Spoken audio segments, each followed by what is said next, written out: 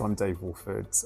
I'm the subject lead for paramedic science here at Worcester University, where we have approximately 250 paramedic science students across 3 years.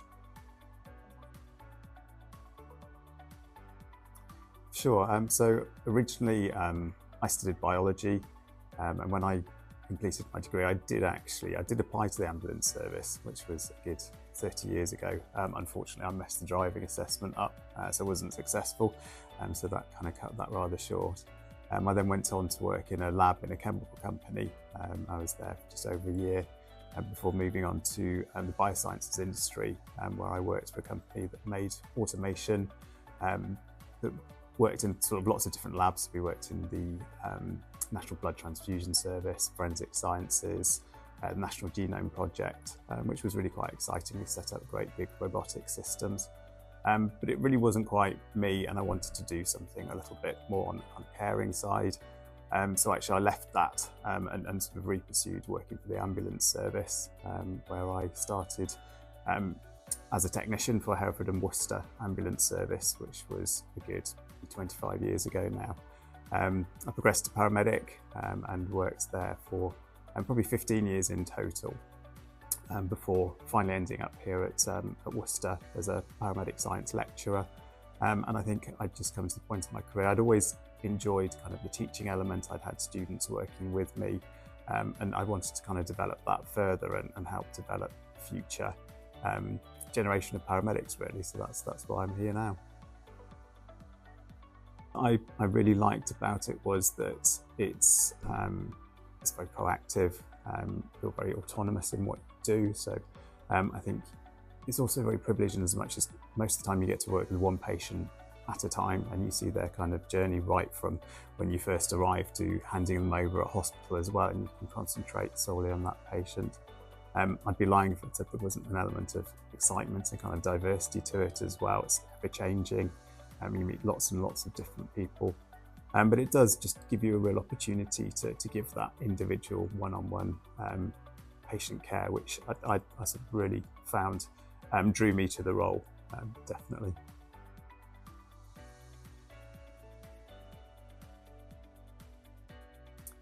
I think, yes, it is a challenging role. I think there's a perception that it's all blue lights and sirens, and it's certainly not. I think within today's health climate, things are very, very different, and the kind of type of patients that we see are across a wide diversity. They're not all emergencies. There's a lot of mental health support. There are a lot of frail and elderly people that need our support as well. And that brings that additional dimension to that job as well. It's not just about traumatic incidents or things like that. So you do get a vast cross-section of patients that you kind of see in every single day. That can be challenging. As I say, the current climate is challenging, particularly out of hours. Accessing the support for patients that don't necessarily need to go to hospital can be problematic at times, particularly when services aren't 24/7 like the ambulance service. And obviously there is quite a high call volume at times, and at times wait times at hospitals can be challenging as well, for the clinicians and for the patients as well.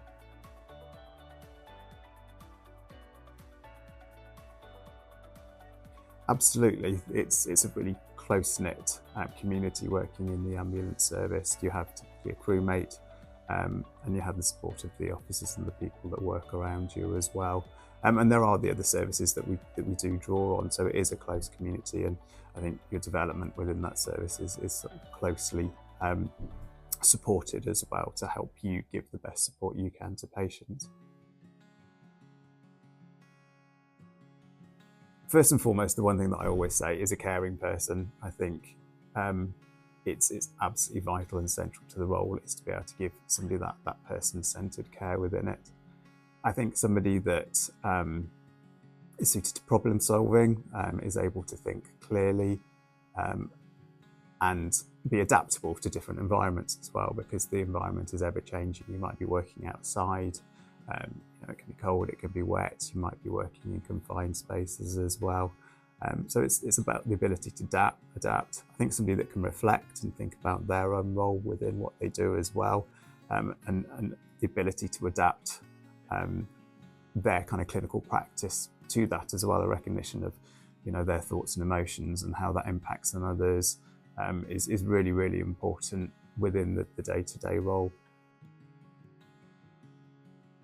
There's kind of a perception that it's all blue lights and sirens, but some of the most moving jobs, I think, were those people that maybe hadn't seen someone for a number of days and were lonely, and actually just having somebody to talk to made a significant difference in their life.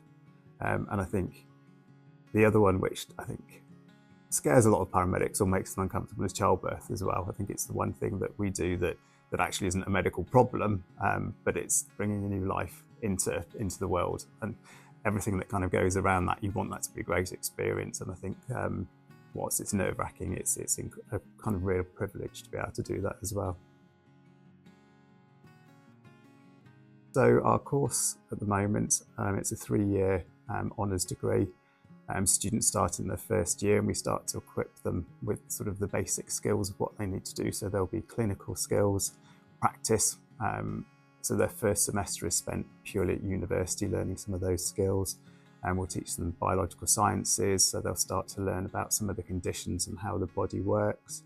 And then we teach them other skills as well, such as professionalism, looking at the wider healthcare arena, interaction with patients and the expectations of our regulator as well.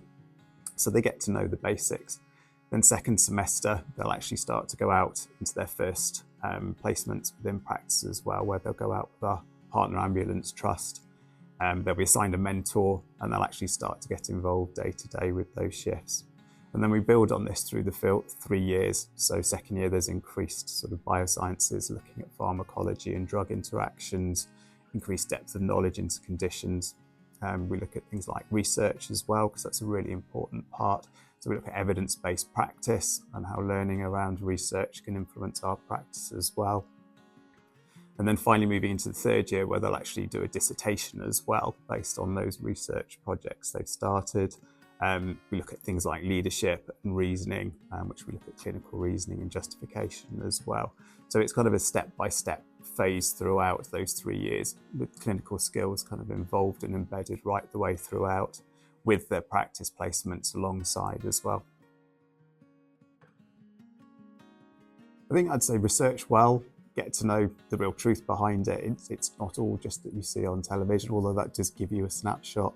Learn about what's involved, the kind of patient care elements, and think closely about what you want to do. As I say, it is predominantly and at the centre of it a caring role. So it's about that desire to give people the best, as well as sort of life-saving interventions and treatments as well.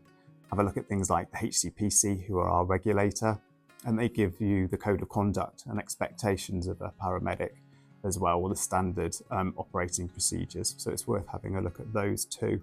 And just find out the wider healthcare climate, how we interact. If you know anybody that works within that environment, have a chat with them as well and see what it's actually like for them and what they think about it.